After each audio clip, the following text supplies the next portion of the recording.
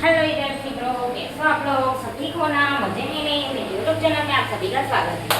तो आज हम देखेंगे ट्वेल्थ साइंस चैप्टर 3 रासायनिक गति।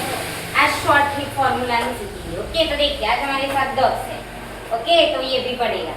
देखो यहाँ पे रासायनिक प्रक्रिया वेग। अभी वेग का फॉर्मूला क्या है? देखो यहाँ पे वेग को v से भी दर्शाया जाता है, आवृत्ति को भी v से दर्शाया जाता है।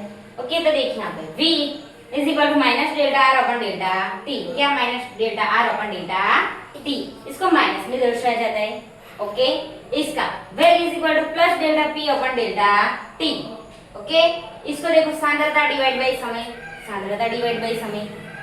एकम क्या है? मोल प्रति लीटर डिवाइड बाय समय। ओके, मोल प्रति लीटर बाय डिवाइड बाय समय, मोल प्रति लीटर बाय डिवाइड बाय समय, ये इसका एकम है। ओके, तो देखिए यहाँ पे वेग का minus delta R upon delta T, वेग का plus delta P upon delta T. Okay, ये एकम है, ये देख लीजिए।